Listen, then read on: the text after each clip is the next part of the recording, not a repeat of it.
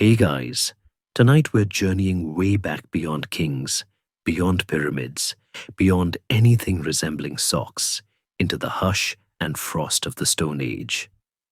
You're here, wrapped in animal skins, toes already numb, and somewhere in the distance, a mammoth is casually destroying a tree just for the vibes. The air smells of smoke mud and whatever passed for stew back then. Your neighbors grunt greetings through furs and frostbite. There's no Wi-Fi, no toothpaste, and yes, you probably won't survive this. But it's oddly peaceful in its own muddy, grisly way. So before you get comfortable, take a moment to like the video and subscribe, but only if you genuinely enjoy what I do here. And if you're listening from somewhere cold or very warm, drop your location and local time in the comments. I always love seeing where you're all tuning in from. Now dim the lights, maybe turn on a fan for that soft background hum. And let's ease into tonight's journey together. You trudge through early Paleolithic snow, your breath curling, visibly nose lightly running, but who's checking? Everything around you is ice and instinct. Trees are gnarled ground, is frozen solid, and everything edible either runs away or looks like it could eat you. The Stone Age isn't a single era. It's a glacial buffet of epochs, lower, middle, upper, Paleolithic. All of them defined by rocks sharp enough to cause real problems. You're not alone out here. In fact, you're with a band, small group, maybe 20 to 30 souls, at best, huddled together for warmth, sharing hunted meat and half-formed language. You've got a stone hand axe strapped to your waist with a strip of rawhide. Yes, it's impressive. No, it doesn't open cans. The world around you is teeming with animals, though not many you'd want to cuddle. Woolly rhinos, cave lions, giant elk. If you squint hard enough, that blur on the horizon could be a herd of aurochs, massive wild cattle with attitudes to match. Even your average rabbit here could probably beat you in a foot race and then mock you in rabbit sign language. This is the Ice Age. One of many, to be fair. The last one ended only about 12,000 years ago, which in historical terms is practically yesterday. And during this frozen chapter, humans didn't just survive. They adapted. They flourished. Somehow.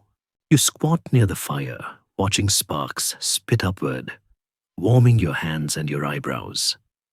Someone across the camp is shaping flint chip by chip, the sound a rhythmic tink-tink against the cold silence. The children are drawing something in the snow, a bear.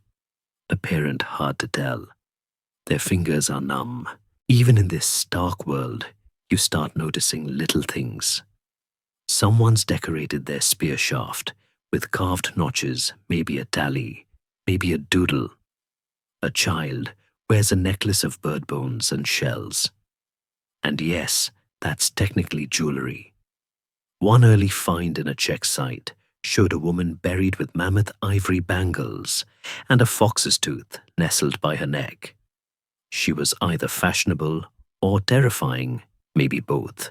Mainstream historians generally agree Homo sapiens were incredibly resourceful. Fire language, early art, and even abstract thinking all took shape in these frostbitten conditions. But here's where it gets fun. Historians still argue whether humans arrived in Europe gradually in warm bursts or in a single bold wave like holidaymakers storming a beach with questionable sandals. You lie back against a boulder, your fur cloak scratching slightly, eyes on the grey clouds above. Somewhere out there are Neanderthals still going strong. Not the brutish fools of outdated textbooks, mind you. They had bigger brains than you. Bigger noses, too. They buried their dead, may have painted walls, and likely had feelings about things like songfire and maybe even pets. But we'll get to that. A fringe theory even suggests some Ice Age folk might have tried riding animals. Not mammoths, let's not get carried away, but maybe young reindeer or semi-domesticated goats. It's possible. A few hoof-shaped wear patterns on ancient bones hint at something more than just dinner. You hear a rustle at the edge of the camp. You grip your stone tool, a comfort object, more than anything, and relax when it's just an old man returning with a fish. It's mostly frozen, but it's fish. That's supper sorted. Back then, animals weren't just threats or meals. They were everything: competition, inspiration, companions, tools, symbols. Your ancestors watched them, mimicked them, and slowly, ever so slowly, started wondering, what if that wolf didn't bite? What if that little boar stayed near the fire? What if? But for now, you shift closer to the flame's cheeks, prickling with the kind of heat that comes after too much cold. Someone snores beside you. A bat flits overhead, utterly unbothered by human affairs.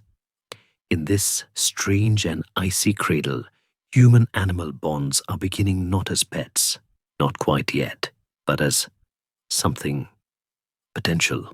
Tomorrow you'll hunt, or fish, or sit still and hope food walks by. But tonight, you rest in a time where nothing is tame yet. The fire's gone low now, just embers. But you're still warm under your patchwork cloak, bits of hide stitched with bone needles, and the occasional strand of sinew that someone swore was from a special deer. As dawn edges over the horizon, a faint orange glow spills into the limestone cave you've been calling home. It's not exactly Kensington, but the rent's affordable, and the neighbors mostly grunt. The walls around you shimmer faintly with soot and smudges. It takes a moment, rubbing sleep from your eyes, to notice the figures painted in ochre and charcoal. Not just figure stories. There's a mammoth mid-charge, a man with a spear, possibly optimistic, and something that might be a bird or a really confident lizard. You reach out fingers, brushing close, not quite touching. This isn't just art, it's memory. Someone, perhaps, even someone you know, stood here by torchlight and decided, yes, the bison needs more drama. Cave life isn't all dramatic silhouettes and Paleolithic Pinterest boards, though. By day, the cave's a hub of activity. Children chase each other over slick stone floors, elders mutter about spear technique, and someone's always boiling something that smells faintly of pond. But come nightfall, the flickering light of the hearth turns everything soft and slow. You move to sit by the entrance, the cold breeze brushing past your face like a particularly judgmental ghost. Outside, a sea of rolling hills and sparse trees unfolds open land, perfect for watching prey or spotting trouble. Sometimes both. There's a rhythm to it all. Wake forage hunt, nap scrape, hide snap, again a popular pastime. But lately, something else has changed the tempo. A new presence. Small, curious, and not entirely human. It started with scraps. You threw bones into the bushes and something rustled. The next night, the bones vanished faster. Then came the eyes. Not human. Yellow, thoughtful. Watching from the trees. It didn't growl or attack. Just watched. Some say it's a spirit. Others think it's a weird dog. But one evening, it crept closer, inch by inch, until it sat just outside the firelight. Still alert, silent. It's not alone. Around other camps, stories trickle in of similar creatures. Wild, but less wild than before. They follow the camp's edge sniff around waste heaps, and steal quietly without snarls. These aren't just any wolves, they're the start of something else. Archaeologists have traced early dog domestication back at least 15,000 years, possibly more. Some genetic studies suggest even earlier, companionship, possibly 20,000 years ago, maybe in Siberia.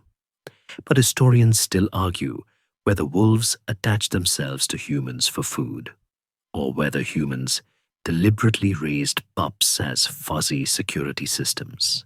The truth, as usual, lies somewhere in the middle and possibly behind the boulder currently doubling as a latrine. In this cave, companionship isn't a luxury, it's survival. Every extra set of ears means earlier warning of danger. Every warm body makes the night less bitter.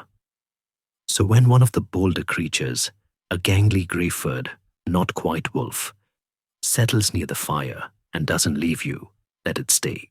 You're not quite sure what to call it. Friend feels ambitious. Pest feels rude. For now, it's simply there, a breathing bundle of fur, with one eye slightly off-kilter and a deep, unwavering interest in your leftover marrow. One of the younger children throws it a piece of dried fish. It snatches the offering, then does something odd. It doesn't run. It just lies down, tail twitching, watching. You lean back against the cave wall and close your eyes, the warmth of fire and fur nearby. The presence of that not quite wolf doesn't unsettle you. If anything, it makes the cave feel a little more alive. Somewhere nearby, a woman mutters about how the creature stared at her dreams last night. Another swears it barked at a shadow before the wind shifted. A few think it's a sign of luck. Others joke it's planning to eat your face when you sleep. But you just feel a strange comfort, like something ancient and uncertain has just taken its first hesitant step toward you. One quirky tidbit: in one old cave in France, researchers found paw prints beside those of a child, the two walking together for several meters. Whether the child was dragging the animal, or the animal following the child, no one knows, but the tracks are side by side. A gentle echo of the moment you're living now. This not quite dog, this accidental guest yawns and lies its head down between its paws. You glance at it, wondering, is this the beginning of friendship? Or just a very patient attempt at dinner theft? Either way, you don't mind. Not tonight.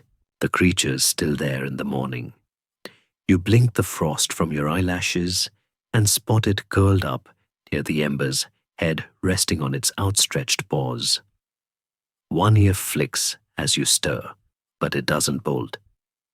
You're not sure if it slept or just sat watching you the entire night, like a particularly hairy ancestor's tax auditor. You stretch bones clicking softly, like a wind chime made of old breadsticks, and shuffle to the edge of the cave. Outside, the dawn is bone-white and silent. A new dusting of snow has softened the shapes of everything, including the paw prints leading to and from the fire. You trace them absently with your eyes. They're wider now than those of a wild wolf. Shorter claws, too. Less danger, more doggish. Almost. Across the camp, someone is loudly failing to light kindling. Another tries to chew on a frozen mushroom. The air smells of damp fir smoke and the universal tang of pre-coffee regret, which sadly hasn't been invented yet. But the creature, let's call it not dog, for now, isn't bothered. It rises, stretches in that long-boned cat-like way, and pads over to where a child is pretending to make soup out of snow and rocks. This time it lets the child touch its head. There it is again, that faint flicker of something. Trust. Or simply frostbite-induced hallucination, hard to say. but it lingers, growing stronger by the day. You think back to when it first arrived. At first, everyone had tensed, ready to drive it off. But then it just sat. It didn't snarl, didn't snap. And now every evening it returns. No howls, no circling, just steady eyes and quiet proximity. Scholars argue fiercely about how wolves turned into dogs. Some suggest it wasn't humans who initiated the bond, but wolves themselves. Those with lower fear thresholds hung around our fires for scraps, slowly shifting from predators to partners. Natural selection took it from there. Wolves that could tolerate humans got fed. Those that couldn't, didn't. So maybe Not Dog isn't yours. Maybe you're his. You watch him stalk around the edges of the cave, never intruding, never pushing. He doesn't play fetch, but he'll trail your group from a respectful distance. When a fox snuck into the meat store last night, Not Dog chased it off with a single bark. Startling, really. First sound he'd made. And that bark, it didn't sound wild. It sounded useful. Mainstream archaeological finds support this shift. In various sites across Europe and Siberia, canid skeletons dating to over 14,000 years ago show shortened snouts and more gracile features than their wolfish cousins. Not fully dog, not fully wolf. A middle ground, the in-between stage. A bit like your uncle halfway through a haircut. One quirky discovery. In a German site, they found a dog buried alongside grave goods teeth, worn down to the gum, clearly fed soft food in its final days. Someone cared for it. Possibly even loved it. Or it just had the world's most convincing puppy eyes. You look at Not Dog again.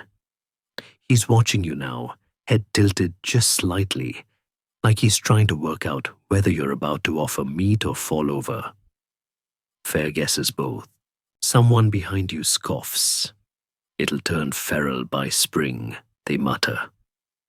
But you notice they leave a bone near the fire that evening, just in case. Over time, Not Dog changes. Not dramatically, not overnight, but noticeably. His coat looks fuller, glossier. He flinches less at sudden movement. Once during a hunt, he even followed behind the group. Didn't help exactly, but didn't hinder either. His presence felt oddly reassuring, as though having him there tipped the balance slightly in your favor. There's something undeniably comforting about having another species look you in the eye and not see food. That night, a snowstorm traps everyone inside the cave. The wind screams like a banshee who's late to book club. People huddle closer, grumble about frozen toes, and damp everything. You pull your furs tighter, and something warm and heavy leans against your leg. Not Dog. You freeze for a moment, partly from surprise, partly from wondering if this is a weird dream. But no, there he is. Quiet, calm, warm. His fur smells faintly of smoke and wet leaves, but at least he's not shedding. You reach out tentatively and place a hand on his head.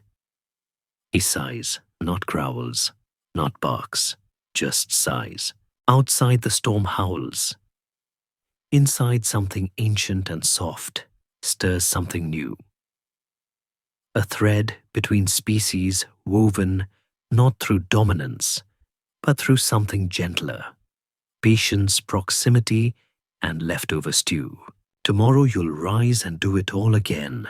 But tonight, with the fire flickering low and the not yet dog pressed against your side, the world feels slightly less wild. And maybe you don't feel quite so alone anymore. The days grow longer, or at least less bleak. Snow still clings to the hills, but the bitter edge has dulled.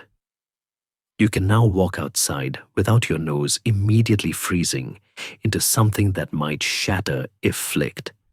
And Not Dog, well, he's still around. More than around, really. He's part of the daily rhythm, now like the fire or grumbling about the fire. You spot him stretched out in a patch of weak sunlight, tail twitching occasionally in a dream. You wonder what a prehistoric dog dreams about. Maybe chasing elk, maybe chewing your best mammoth hide boots, maybe simply sleeping somewhere that isn't covered in small children. He's changed, subtly but steadily. The gangly frame is filling out. His ears are less twitchy, and his tail, well, it's wagging. Not constantly, not frantically, just a slow, contented swish when he sees familiar faces. He's starting to look less like a wolf and more like, well, like something new. Something softer. Still sharp-toothed, still wild-eyed when startled, but somehow attuned to you. And he's not the only one. Other camps speak of similar companions. Half dogs, half wolves loping along beside their humans, during hunts curling at the edges of sleep circles, growling softly when strangers approach. They're not pets yet, not really. But they're no longer wild. They're proto-companions. Four-legged mysteries with big ears and surprisingly good emotional range. Historians call this period a turning point in domestication. The traits we associate with dogs, floppy ears, shortened muzzles.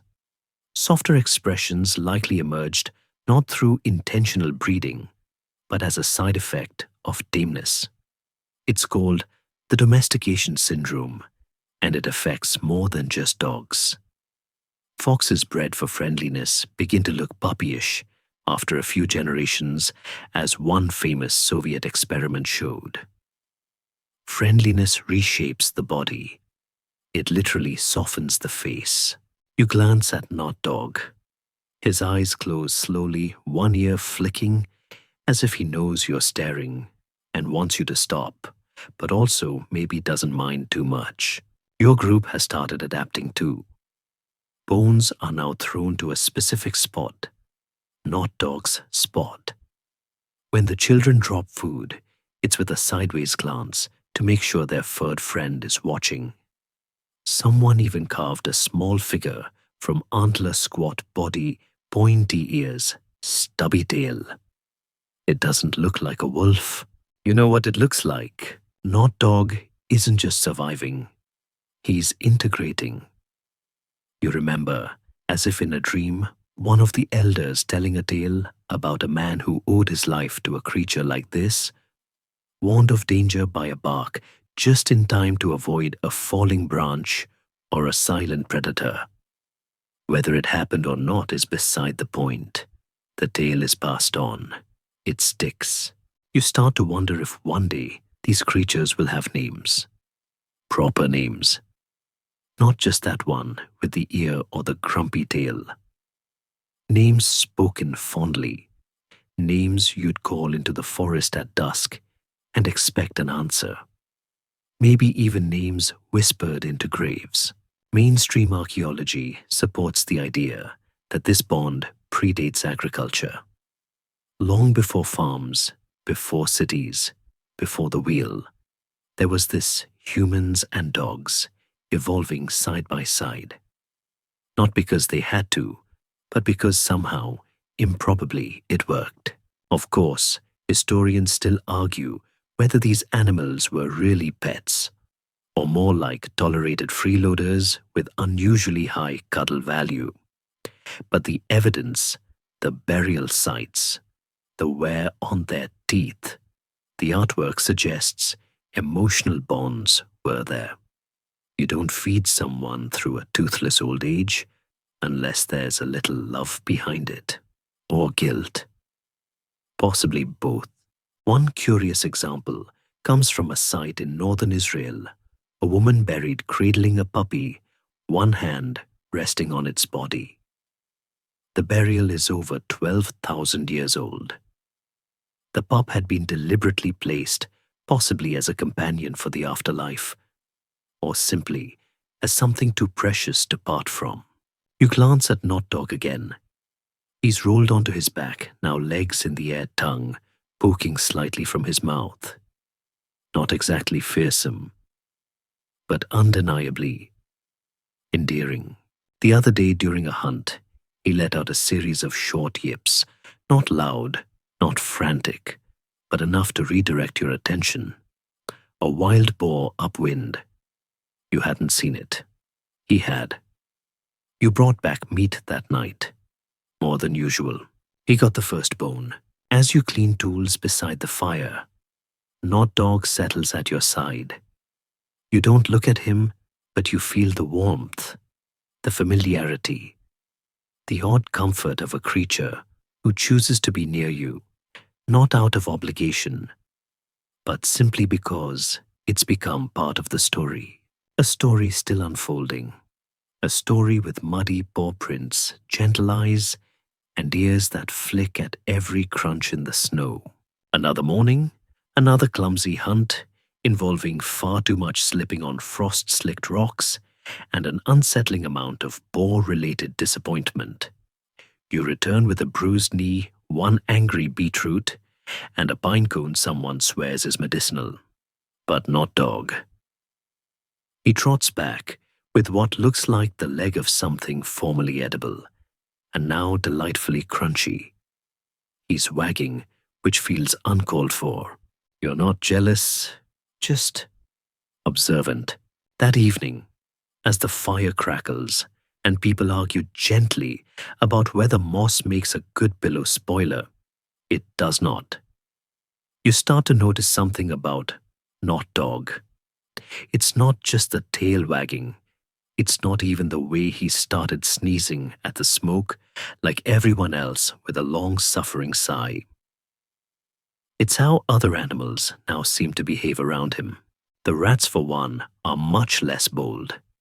They used to raid the food pile nightly, chewing through whatever wasn't locked in a woven basket or held under someone's sleeping form. But now, with Not Dog lurking nearby like a furry little bouncer, the rodents are keeping their distance. You haven't found a chewed bone or pilfered berry stash in days. It's as if he's assumed a role. Not just companion, not just scavenger, but guardian. A sleepy, shed-prone guardian with a penchant for fish guts. Someone comments on it that night.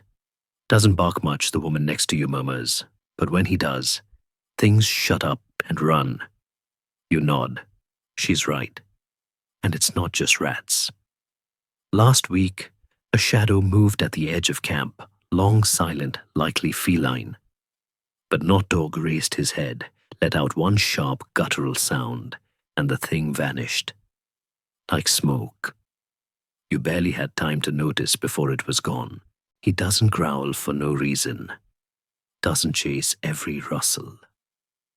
There's a quiet selectivity to him, like he's decided which threats matter, and which are just squirrels having a moment. You start to realize something rather charming. This animal is doing a job. Unasked, unpaid. Unless you count table scraps and the occasional enthusiastic head pat. Historians still argue whether early humans saw these animals as protectors or merely tolerated them for convenience. But here in the firelight, it's hard not to suspect a growing sense of purpose. Dogs, or these proto-dogs, these transitional creatures offered something other than muscle. They offered vigilance, sensory extension, a warning system with fur. You poke the fire and glance at him. He blinks slowly, then closes his eyes again. Content. Later, a child wanders too far near the forest's edge. Panic stirs. Shouts go up. People scatter, scanning shadows. But when you find the child, she's crouched behind a rock, hands over her face, and beside her, Not Dog, sitting, silent, tail wrapped around her legs, like a statue placed by an overprotective spirit. When you lead them both back, he walks beside you, matching your pace. Not ahead, not behind, beside. One quirky bit of archaeological trivia Researchers studying ancient bone structures have noted signs of repetitive strain in some proto-dogs' limbs, suggesting they ran frequently alongside humans, not chasing prey, but keeping pace, day after day, like they belonged. You're starting to think this isn't just animal instinct anymore. This is social instinct. They're not part of the wild, but not fully human-bound either. They occupy a curious middle zone, like the friend who shows up to dinner uninvited, but always brings soup. And soup in this metaphor might just be mutual survival. You notice that your own behavior has shifted. You leave bits of meat with more deliberation now. You call not by a proper name yet, but with a certain tone. A sound that means come or stay, or you're welcome near the fire, he responds. Not always immediately, not like a trick pony, but he does respond. His ears lift, his tail slows. He blinks at you like you're someone worth watching. Mainstream history often skips over this stage, the slow, clumsy, profound beginnings of domestication. It's not glamorous. It's not dramatic. It's just quiet trust layered over time like snow on a hillside. But here in this cave, you feel the depth of it. One evening, as the stars emerge and someone badly attempts a song about a very large trout, you watch Not Dog roll over beside the children. They lean on him. He doesn't move, just sighs again deeply, as if accepting the responsibility of being loved. And there it is, the shift. Not just tolerated, not just useful. Loved, you smile and lean back, letting the fire warm your face. Tomorrow, there will be Hunt's chores, someone shouting about missing flint tools. But tonight, there's an ancient furred sentinel, keeping watch while you dream. You wake to something warm and slightly damp pressing into your neck. For a disoriented moment, you assume someone spilled soup, or that the child who sneezed on you last week has returned with fresh mucus vengeance. But no, it's not Dog. He's decided your collarbone is the most appropriate place to nap this morning. His nose is twitching, and one leg gives an occasional sleepy kick, as though he's chasing invisible prey in his dreams. You don't move. Not because you can't, though you are pinned somewhat like a mammoth under a log, but because somehow this has become normal. As the day begins, the camp buzzes with its usual chaos. Spears are sharpened, hides are stretched, and someone is trying to make a flute from a vulture's leg bone. You pretend not to notice. But what does catch your attention are the animals, not just Not Dog, but others too. Creatures on the fringe of human space, edging closer in small, peculiar ways. There's a raven, for example. You're fairly certain it stole someone's bead necklace yesterday. It hops around the cave mouth, now occasionally cawing and tilting its head like it's considering a second heist. It seems to understand food when it's offered, and understands ownership in a way that's far too clever. No one officially owns the raven, but somehow it knows whose shoulder it's allowed to sit on and whose it's not. Then there's the piglet. Yes, a piglet. Spotted fuzzy and prone to dramatic squealing whenever the wind changes direction. One of the younger members of your group found it trapped in a brush pile, likely separated from its boar family, and brought it back with grand plans of raising it as a mascot. It now follows her everywhere, waddling like a hairy loaf of bread, and occasionally trying to chew on Not Dog's tail, which is received with patient disdain. These aren't just strays. There's something more, a growing pattern. Animals with roles, personalities, relationships. You watch as the piglet snuggles into a sling the child wears like a pouch, and someone tosses leftover grain, or the Stone Age equivalent of grain, to the raven who swallows it with the elegance of a thieving nobleman. Historians often point to dogs as the first domesticated animal, but fringe theories suggest that smaller creatures, rodents, birds, even insects, may have had a kind of proto-domestic presence in camps. They weren't farmed, they weren't hunted, but they lingered, and humans, being the complicated softies we have started naming them. No one has said, "This is my pet" yet. That concept doesn't exist. But the emotions are there. The attachments are forming. It's subtle, instinctual, like the way firelight draws you in, or how you keep sitting in the same spot, even though the ground there is unmistakably damp.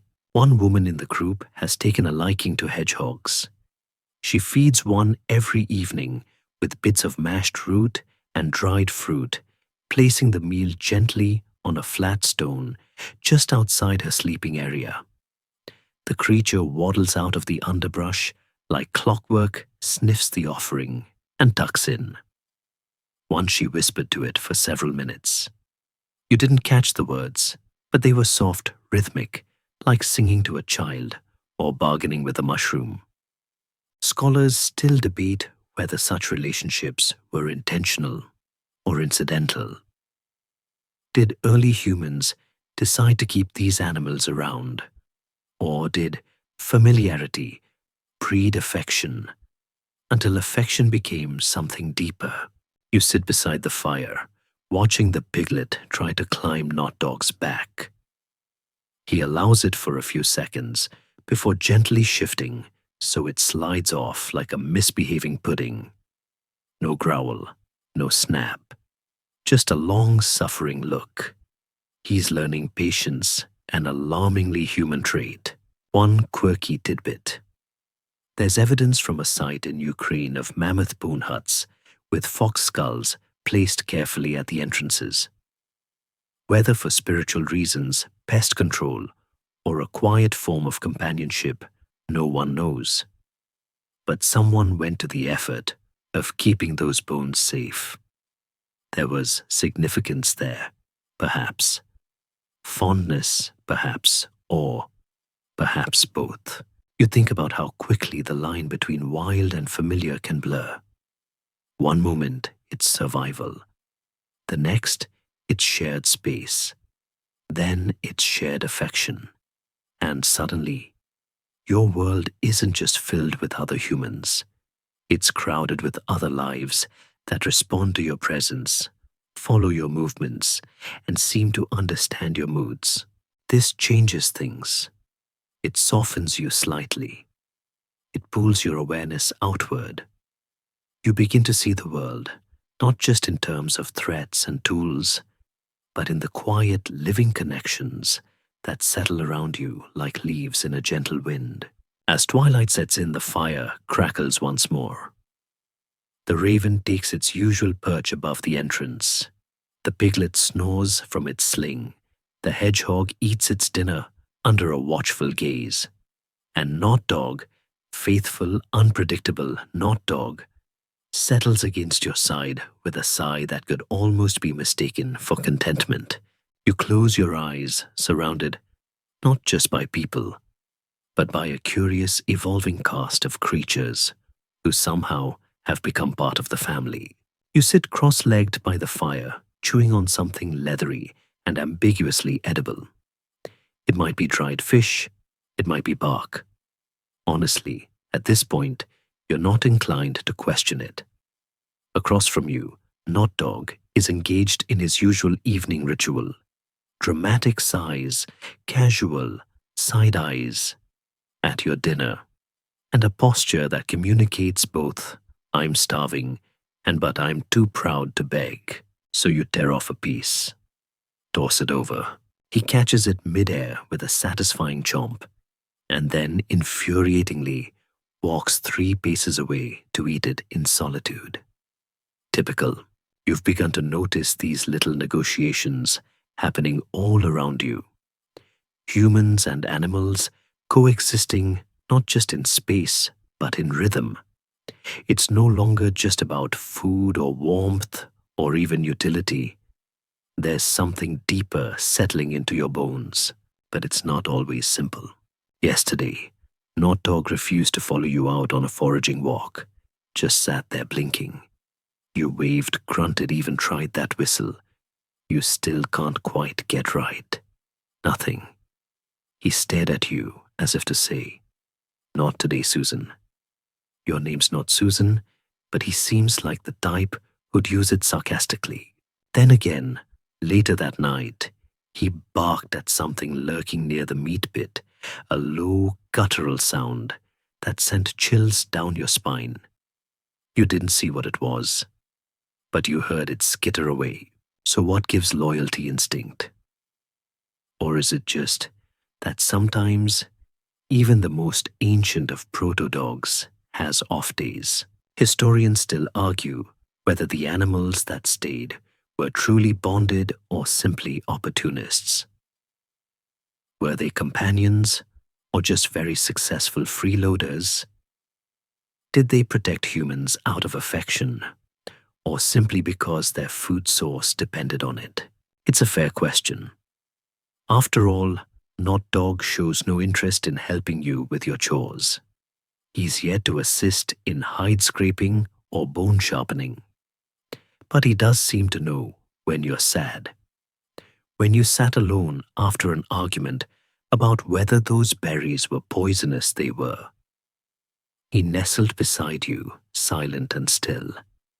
Not intrusive, just present. You didn't say anything, but you didn't have to. There's a concept you haven't quite invented yet: emotional support animal.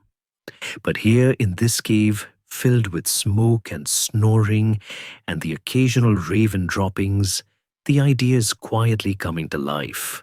Today, while walking back from the river, you spot a girl feeding a crow. Not the raven, the camp's full-time jewelry thief, but a different bird, smaller, darker, with bright, curious eyes. She coos to it softly, scattering crumbs and dried insect bits. It watches her hand, tilts its head, and eventually hops forward. You watch unseen. She's not taming the bird, not exactly. She's conversing with it, not in words, but in presence. It's the same energy you've seen in Not Dog, in the piglet, in the hedgehog with an attitude problem. Affection, it seems, doesn't need language. It just needs time and maybe a snack. One curious fact from later archaeological digs: some early dog burials show signs of arthritis or healed fractures, conditions that would have made survival in the wild nearly impossible. These animals were clearly cared for, not just tolerated, but nursed, protected, loved. You think about that now, watching Not Dog limp slightly from a thorn he stepped on 2 days ago. Someone pulled it out. Someone else chewed bitter root into a paste and dabbed it on the wound. You didn't discuss it. You just did it, as though he's no different from the others in your group. You wonder, is this loyalty or is it leftovers? There's a difference, and yet maybe not. Maybe loyalty is just leftovers with a long memory. Fringe thinkers among your future historians suggest some animals may have formed bonds stronger than mere convenience. That dogs, true dogs, eventually responded not just to sound and gesture, but to tone, to mood. They could read our faces, sense fear, joy, grief. And maybe it started here in places like this, with creatures like Not Dog. He stands now, ears perked head, turning toward the cave's edge. A low sound. Nothing threatening, but enough to raise alertness. You reach for your spear. He moves forward, not charging, not reckless. Just ahead of you, as if to say, "I'll check first." And you let him. That night, after the camp settles, you lean back against the stone wall, firelight dancing across the ceiling. You feel the weight of Not Dog as he lies beside you, fur warming your side, his breath slow and steady. You think quietly that maybe this is what trust feels like. Not shouted, not demanded, just quietly shared, night after night in the stillness between fires. And as you drift towards sleep, you murmur a sound, not a name, not yet, but a word you've started using just for him. He lifts his head, tail flicking, and stays. You're crouched in front of the cave wall again, torchlight flickering and casting your shadow, long and twitchy, over the ancient limestone. Your hand is smeared in red ochre iron-rich earth, mixed with animal fat, because that's what you do when you're trying to immortalize a thought without any alphabet. You dab your fingers along the stone, tracing the outline of an animal. Not a mammoth this time. Not a lion. Not a horse. It's Not Dog. Or something very much like him. A squat-bodied creature with pointed ears and a curling tail etched beside a human figure. You can already imagine someone in the distant future standing here with a flashlight and a notebook, squinting at your work and arguing with a colleague about whether it's symbolic ceremonial or just evidence that early humans liked doodling their favorite floofs. Historians, future ones, the ones with universities and cardigans, still argue whether the animals in these early artworks were spirit guides, clan totems, or just beloved companions immortalized in grease and pigment. The truth, it's probably a bit of all three, because here in the cave, as the torch crackles and the smoke curls, animals aren't just background noise. They're woven into belief, into imagination, into memory. You glance over at Not Dog. He's watching you paint. No, really watching. Head-tilted eyes, focused, as though he knows this squiggly shape is about him. He probably doesn't, but the illusion is nice. It feels shared. The others have noticed too. Across the camp, symbols are being scratched into bark, into antler, into soft stone. A spiral here, a paw print there. Some even wear amulets, animal teeth, bound in sinew, tiny figurines shaped like birds or beasts. They say it's for protection.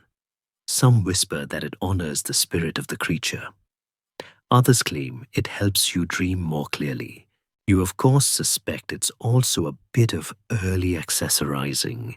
Who doesn't love a bone bracelet with emotional backstory? One mainstream theory suggests that early humans didn't distinguish between the physical and the spiritual, as we do now. That a wolf wasn't just a wolf. It was also a symbol, a messenger, an ancestor. That painting one on your cave wall might bring luck or frighten enemies, or simply say, "Here, I was here, and this animal mattered to me." You add a little dot to the Not Dog's eye. There, that's better. Behind you, the youngest child in your group is humming a tuneless little melody, petting the hedgehog with one finger. It curls up, then uncurls, then sneezes. The child giggles. It's all very sacred and very ridiculous at once. Art, animals, and affection have started to blend into something intangible, something bigger than practicality. You don't need to carve fox shapes into your walking stick, but you do, because when that fox barked 3 times and led you to the berry grove last moon, you felt something stir in your chest that didn't quite have words. One quirky find from a cave in modern-day France includes a series of handprints, some human, some believed to be smeared paw marks. Whether placed deliberately or accidentally, they tell a story. a collaboration across species, a shared moment etched in rock. You start noticing patterns in the fire's flicker. A curl of smoke becomes a tail. A shadow becomes a snout. Someone nearby tells a story, half sung, half whispered, about a dog that led a man to water during a drought. She says, it was a dream, but she also says, it felt true. Not dog has begun to howl occasionally, not often, not loudly. Just short, soulful sounds that seem to echo from some deep ancient place. They rise at twilight, drift into the hills, and stir something in your chest that isn't fear.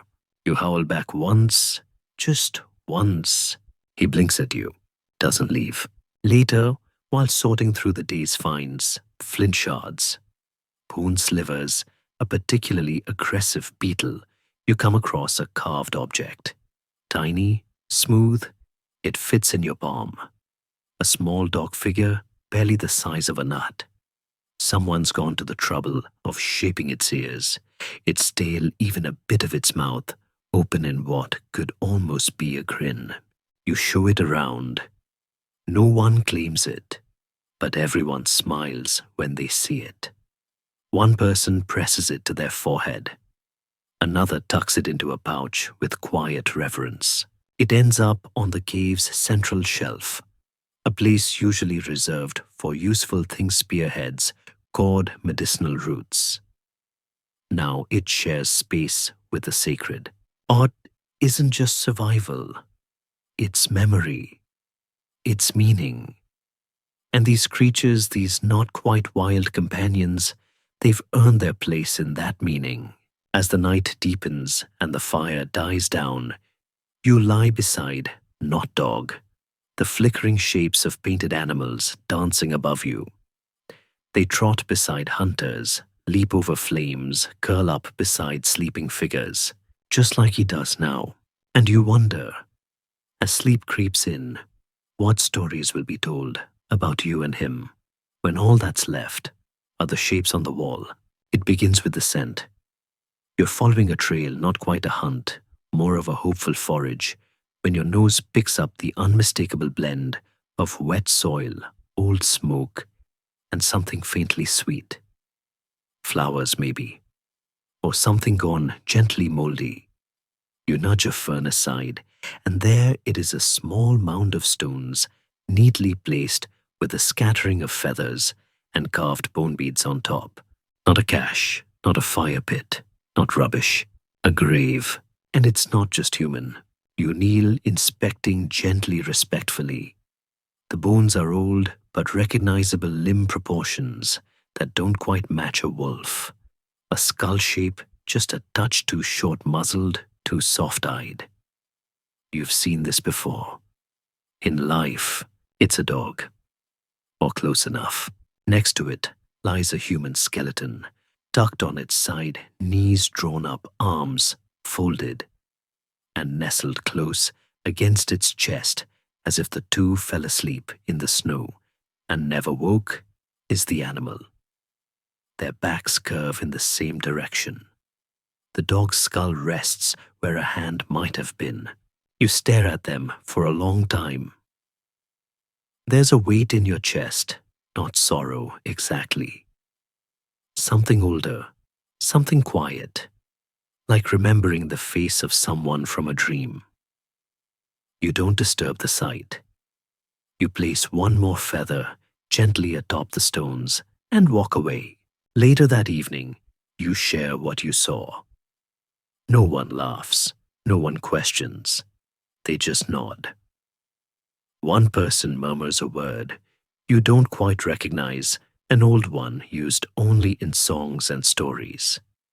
It means always. And now, as you lie back near the fire, not dog curled at your side, the image lingers in your mind. The human and the animal resting together beneath the earth. Not by chance, not by convenience, but because they belong that way. Archaeologists have uncovered such burials, dog and human, together side by side, Sometimes even with shared crave good stools, ornaments a last meal.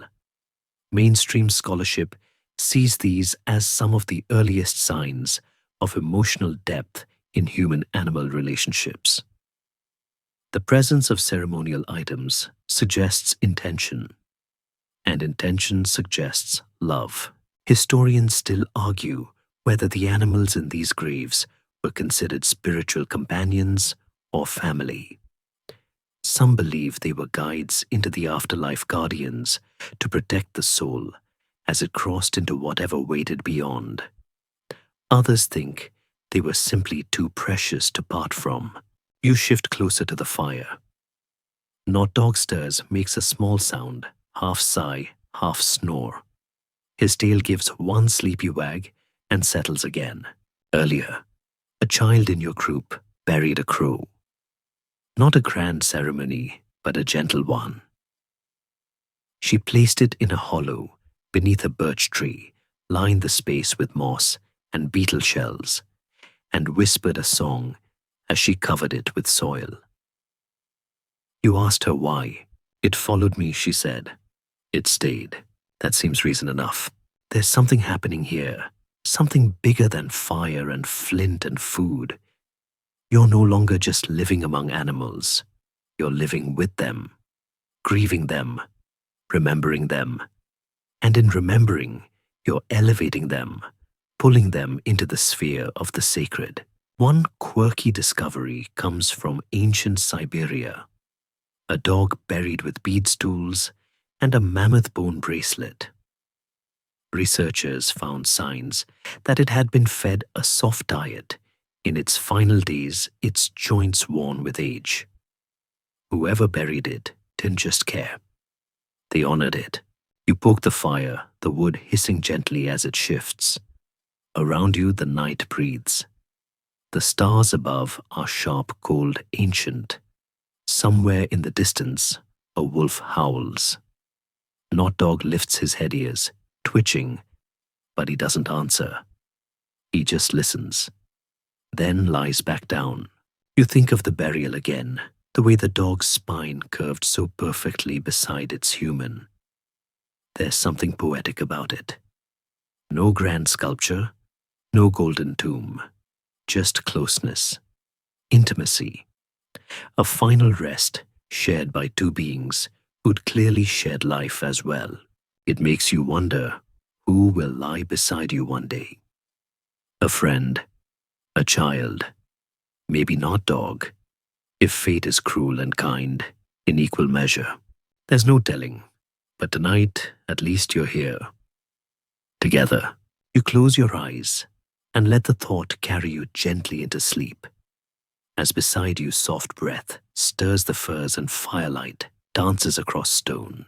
The fire pops unexpectedly, sending a sharp crack into the otherwise still morning. You flinch, slightly half awake, then settle again. Not Dog lifts his head, blinking groggily, then does that full body shake that starts at the ears and ends in the tail, his version of a cold shower. He's alert now, pacing the edge of the camp with quiet focus. You've noticed him doing that more often. Not for food, not for fun, just watching, listening, as if he knows something's out there that hasn't quite revealed itself. Later, while stirring a pot of whatever root-based mystery stew you're calling breakfast, someone begins a story. Not a new one of the old tales. About a girl who was raised by wolves. No, not in a wild, teeth-baring way. In a gentle, loyal family dinner sort of way. The wolves fed her, kept her warm, taught her to sing. When she returned to the people, she brought the gift of understanding animal language. But she never stayed long. The forest always called her back. Everyone listens. You stir the pot. Not Dog lying nearby, his eyes fluttering closed. Whether it's just myth or something older, deeper, doesn't really matter. The story lands. It resonates. Myth and memory blur in these camps. You can't always tell what's truth and what's tale. And the thing is, neither can future historians.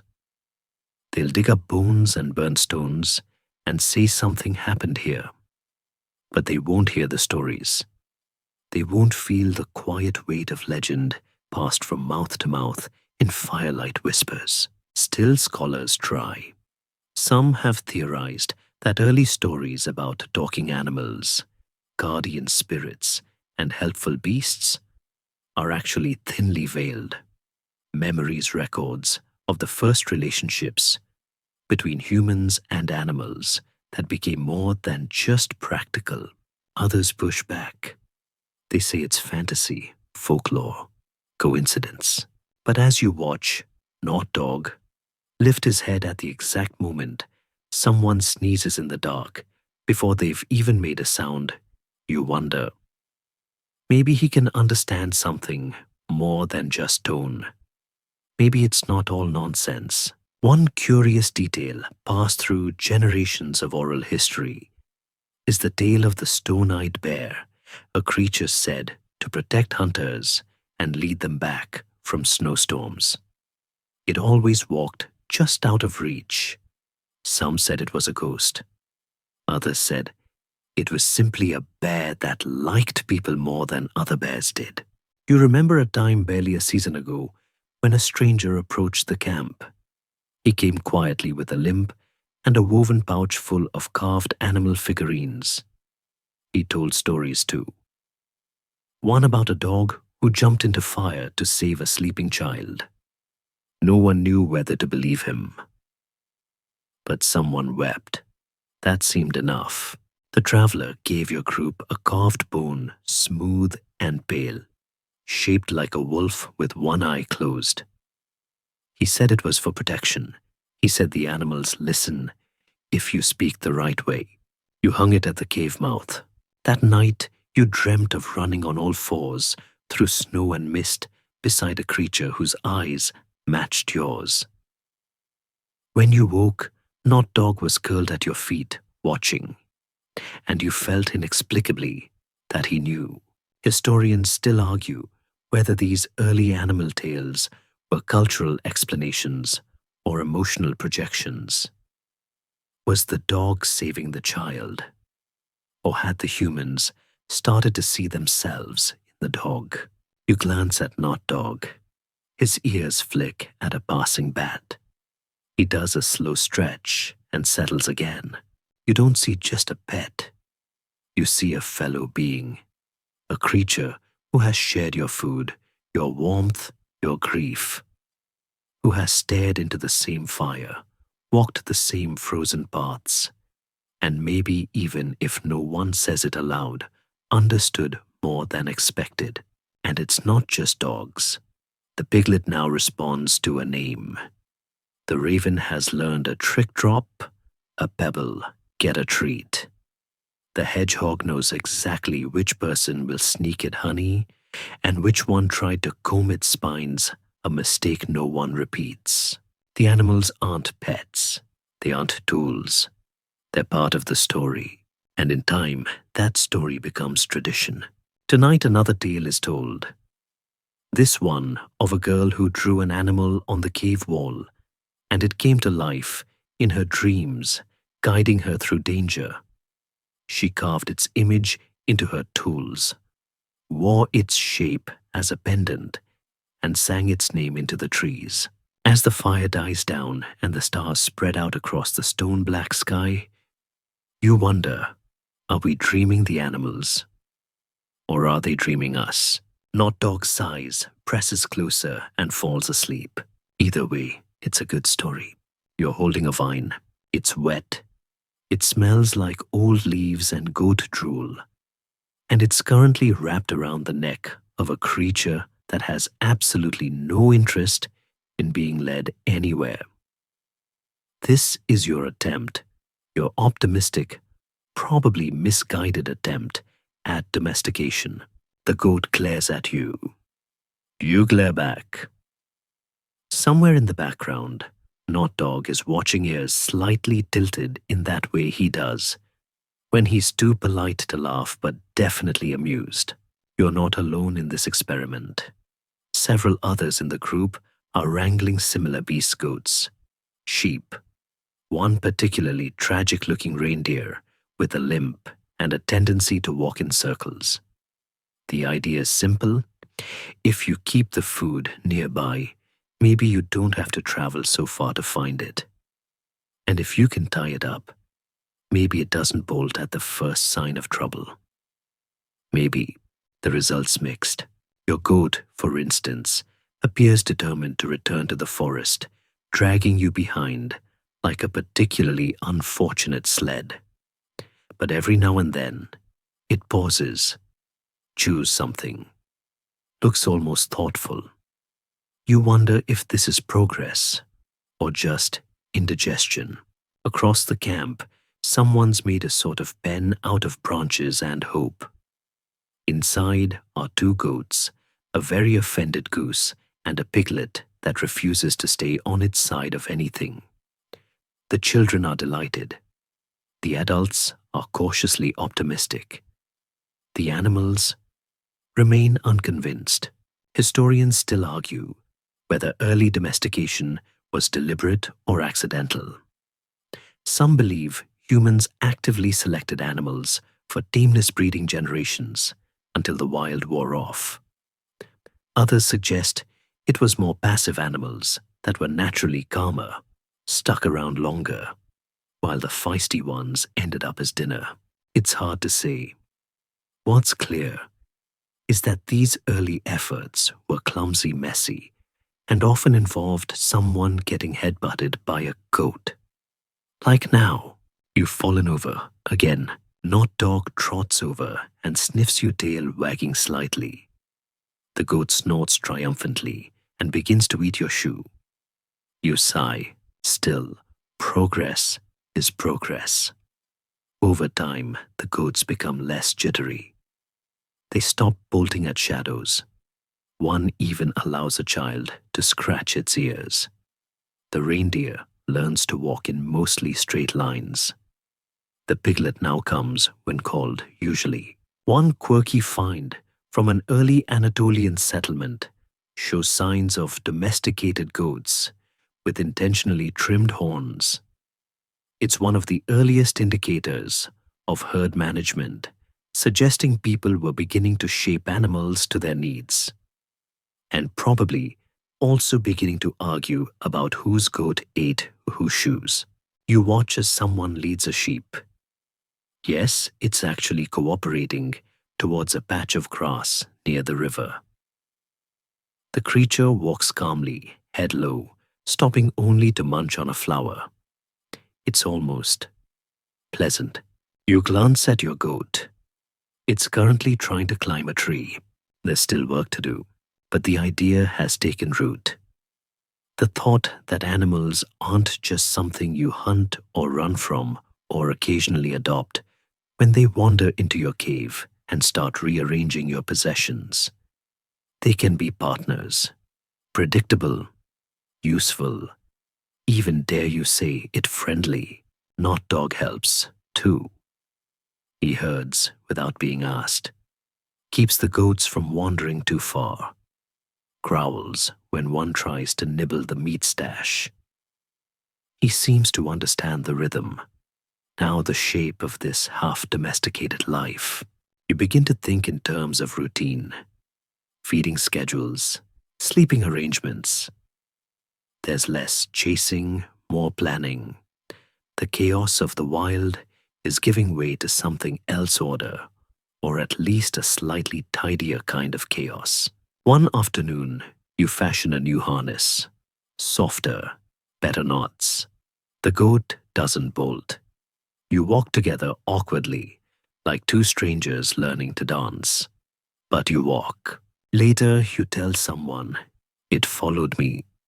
They laugh and say, "Maybe it likes you. Maybe it does."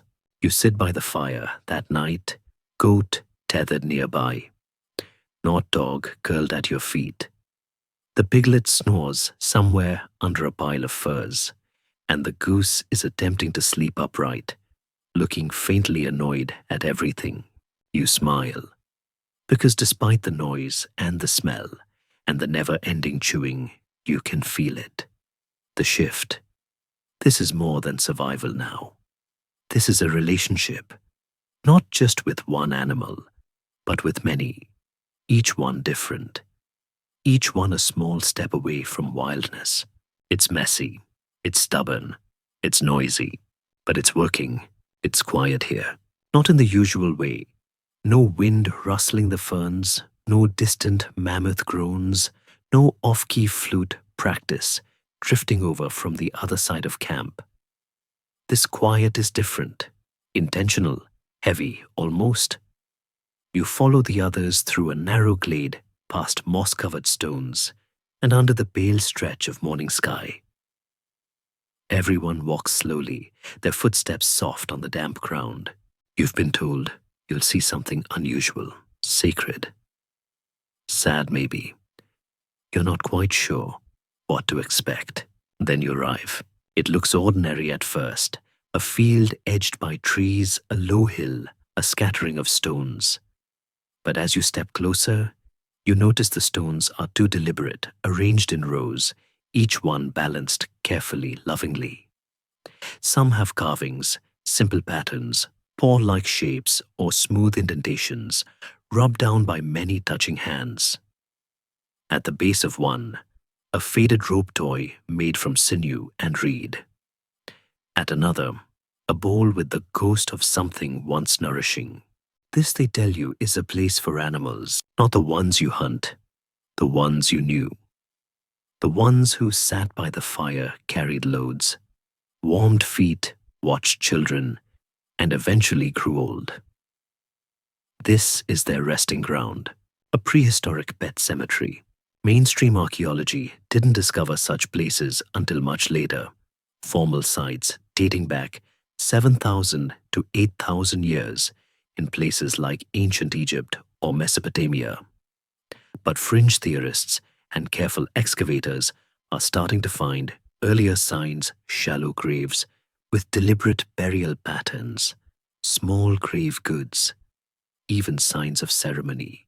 Historians still argue whether such burials were symbolic, religious, or purely emotional.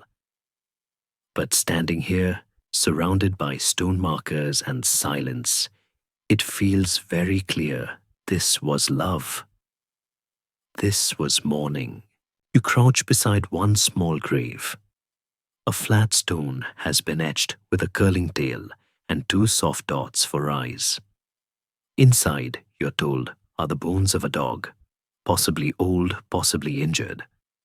The shallow indentation of the grave shows signs of careful digging. No signs of scavenger interference. No haphazard burial. Someone made sure this creature was laid to rest with gentleness. You swallow. Unexpectedly emotional. Nearby a smaller plot. A hedgehog, they think, buried with a ring of seeds. Another holds what might be a bird, tiny beads scattered like stars around the feathers. Not trophies, not food. Companions. One woman tells you her grandmother used to visit this place when she was young. She'd bring berries and talk to the stones, not for magic, for memory. She'd tell them who had been born, who had moved, who had returned from the hunt with all their fingers. And sometimes she'd sit quietly, waiting for a feeling to pass through her, soft and cool, and oddly comforting. It's strange, isn't it? We often think of the past as brutal, survival-focused, sharp-edged. But here is a softness that resists that narrative. Here is grief made gentle, not just for people, for the non-human kin who walked beside them. One quirky excavation near modern-day Israel revealed a burial site with over a dozen dog skeletons, many laid out with care. One even had its own necklace shells and stone beads arranged in a loop around the neck. You don't do that for just any animal. You glance at Not Dog, who's currently chasing a fly in slow motion, his tail doing most of the work. He's not old. Not yet. But one day he will be. You try not to think about that. Instead, you sit quietly on the edge of the clearing and watch the breeze play with the tall grass. Someone nearby hums a low, almost tuneless song. It doesn't need melody, just presence. A child places a new marker, just a stick with a small bone tied to the top. The others nod. No one speaks, but the silence says everything. You wonder what it was that animal did. Was it a fierce protector? A gentle soul? Did it chew up everyone's sandals, but still get invited to dinner? You hope so, because the act of burying something with care is an act of deep recognition, not just of utility, but of individuality, of story. You run your hand along the top of one stone, smooth, cold, slightly damp. You whisper a thank you. You don't know to whom exactly, but it feels right. Then you rise, not dog, joining you, pressing his side to your leg. He doesn't look at the graves, but he stays close. As you walk away from the field, you don't feel heavy. You feel full, like a cup set down gently beside the fire, like the world is a little rounder, a little softer than you thought, and somewhere behind you the stones remain, quiet, steady, remembering, your elbow deep in soil when it happens, your fingers stained with centuries of humus, and the occasional stubborn worm hits something solid. Not rock, something smoother, more deliberate. You lean closer, brush it off, and there it is, the curved edge of a massive bone, impossibly large. You pause, not just because of the size, but because of the sheer weight of it, both literal and metaphorical. This isn't from a deer or a cow or anything that would politely fit into your stew pot. This is different. Word spreads quickly. Soon a circle of people forms around the dig site, each taking cautious turns with sticks, brushes, and various other implements that technically aren't designed for archaeology, but get the job done. As more of the skeleton emerges, awe creeps in. This thing had teeth, big ones, and claws that could open a person like an undercooked oyster. Someone says giant lizard. Another suggests cave demon. But you quietly think dragon. It's ridiculous, sure. But as the creature's skull emerges, long and ridged, and staring sightlessly at the sky, it does look mythical. The elders murmur old names, stories passed down that no one really believed until this very moment. A beast that once lived in the mountain, a guardian of fire, a great slumbering animal whose dreams caused earthquakes. Historians still argue whether ancient people recognized dinosaur bones for what they were. Many suspect they inspired myths, griffins, thunderbirds, dragons. When all you have is bones and imagination, the line between natural and supernatural gets wonderfully blurry. But the real question, the one that floats in the air like wood smoke, is, what was this? To the people who first found it, a warning, a relic, a misunderstood pet. You think of how children treat bones, not with fear but with fascination. One girl in your group now carries a chunk of the creature's rib as a charm. She talks to it, gives it a name, feeds it grass, which is perhaps unnecessary.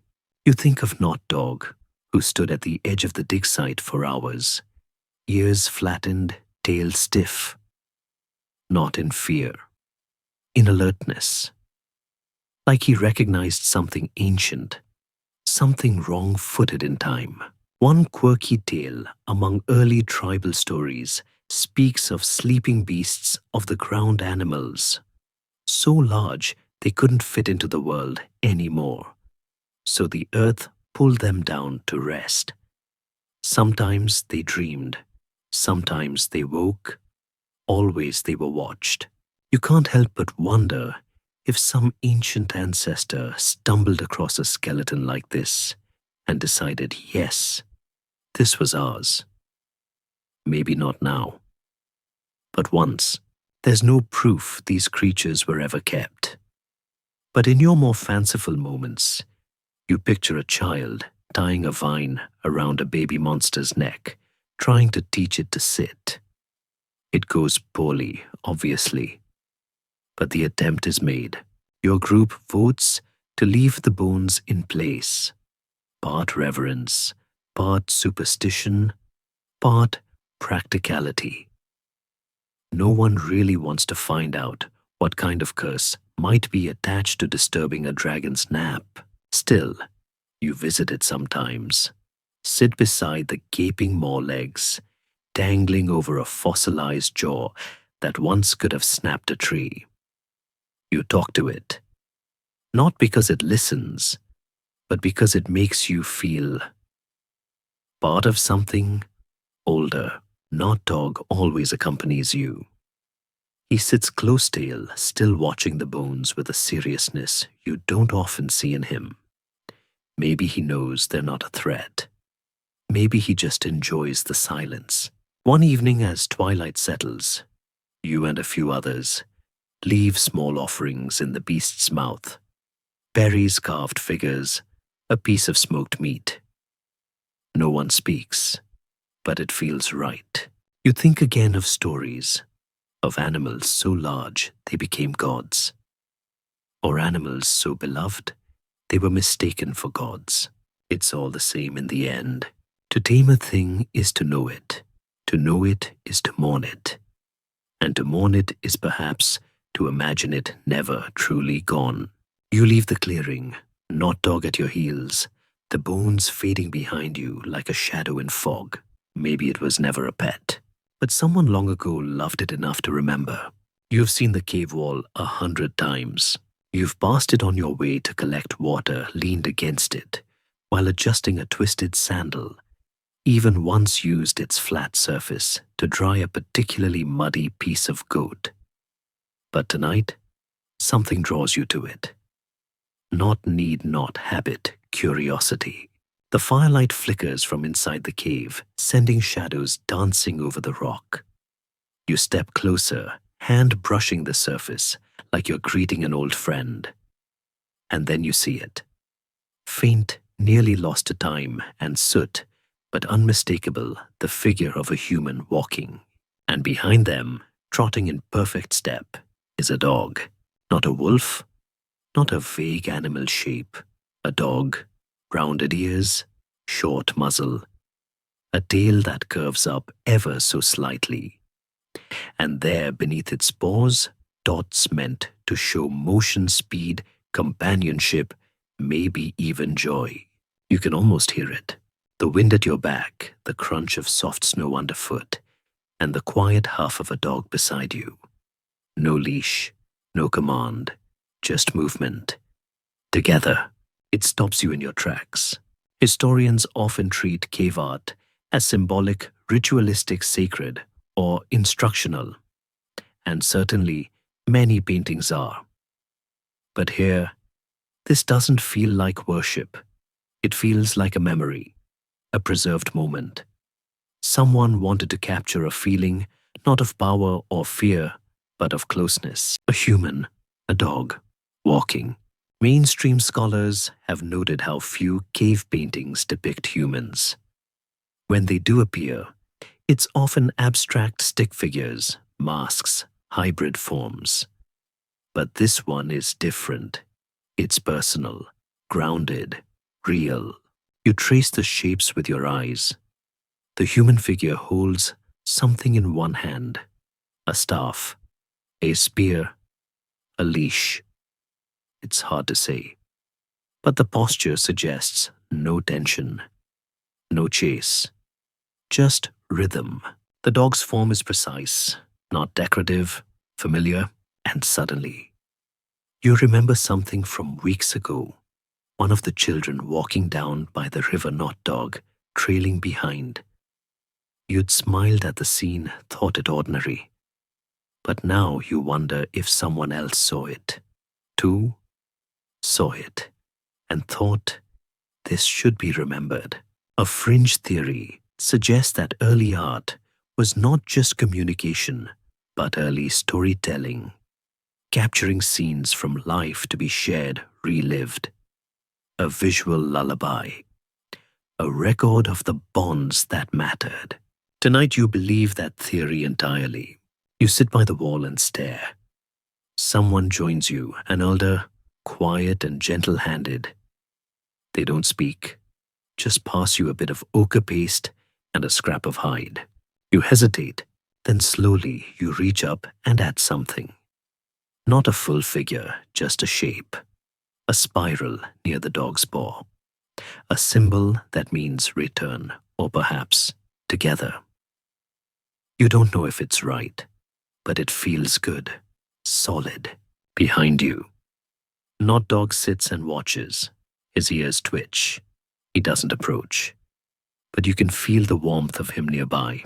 Later by the fire, the elder speaks. Before we had words, they say we had images. Before we had gods, we had dogs. You smile at that.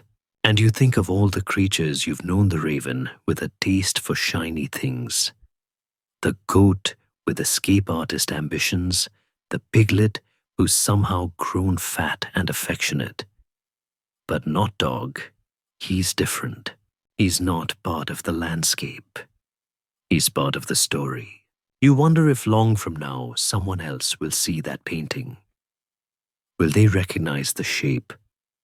Will they feel the bond? Will they know that this was the beginning of something lasting? You hope so, because while the mammoths will vanish and the forests will change and the languages will shift beyond recognition, there will always be a fire, a person, and a dog curled at their feet. You lean back, letting the fire's warmth seep into your bones. The painting flickers on the wall. Not dog lets out a soft snore, and for just a moment, everything feels complete. The fire is smaller tonight, not out of necessity, but by design. You fed it just enough to cast that low golden shimmer across the cave walls to warm your hands and soften the shadows, but not enough to flare or crackle or interrupt the stillness you've carefully built around yourself. The camp is quiet now. The day's bustle goat, herding root, scraping a heated dispute over whose turn it was to keep the raven from stealing the soup is over. Furs are tucked, bellies are full enough, and sleep has begun to settle across your people like a slow kind fog. Not dog rests beside you. He's older now, muzzle dusted with grey, a bit stiff in the hips. His dreams are quieter, less twitching, less rabbit chasing. But still, he's here, present, a warm weight against your leg, his breath slow and steady. You run your fingers through his coat. It's coarser than it used to be, thicker. The fur of a creature who's weathered seasons, storms and strange meals. You wonder if he dreams of the first time he stepped into the firelight, if he remembers the bones, the stairs, the careful trust, earned scrap by scrap. Outside, the wind picks up just enough to whisper through the cave's entrance. A soft chorus of leaves and distant night birds. The world, even in its wildest corners, feels gentler now. As if it too is winding down. You think back on everything. The first sparks of companionship, the uncertain days of scavenged meals and shared gazes. The gradual shift from utility to affection, from coexistence to connection. You remember the goat with opinions, the piglet with personality, the hedgehog with dietary preferences that bordered on fussy. all part of this strange, beautiful experiment. Humans and animals learning how to live, not just near each other, but with each other. Historians might still argue what it all meant, whether it was love or need or some mutual evolutionary fluke. But here, tonight, you don't feel the need to name it. You only feel its shape, a spiral traced in the dirt, a paw print beside a handprint, a curl of warmth in your chest as Not Dog sighs and shifts closer, like he knows you were thinking of him. One final quiet image settles in your mind, the stone figurine, the one shaped like a creature not quite real. A little lizard-cat hybrid tail wrapped around its legs, mouth curved in something too subtle to be called a smile. You found it in your pouch last week. Don't know how it got there, but it fits in your palm perfectly. You rub your thumb across its head now. You won't be the last person to do this. Others will come after. New people, new fires, new companions. But this moment, this connection, it's the seed of everything. Civilization begins not with stone tools or city walls, but with a simple decision to let another creature stay. You lean back, eyes, heavy breath, slowing. The fire dims. The stars above blink slowly into view through the cave's opening. Not Dog sighs again, and you whisper not words, but that tone, that sound you've always used with him. He hears it even through sleep. His tail gives one last slow wag, and the world exhales with you. Let your breath settle now. Everything is quiet, the kind of quiet that hums gently in your ears, that wraps around your shoulders like a worn blanket. The fire is just glowing ash, the kind you could stare at for hours without realizing how much time has passed. Outside the cave, the night carries on at its own unhurried pace. A rustle here, a distant hoot there. Nothing urgent, nothing that needs your attention. Not Dog is asleep, and so is everyone else. You're the last one awake, but only just. The air is still, save for the rhythm of your breath and his. In out, in out. You remember now the feel of fur under your fingers, the flicker of torchlight on cave walls, the steady beat of feet, human and animal, moving through snow and time together. You remember the warmth of fire, the sting of cold air, the joy of laughter, and the silent mutual understanding shared between species long before language made it easy. You've walked far tonight, across centuries, through foggy dreams and ancient camps. And now, finally, it's time to rest. Let yourself drift. Let the past stay behind you, gentle and still, like footprints softened by fresh snow. You've earned this quiet. You've earned this sleep. We'll light the fire again another night. But for now, good night.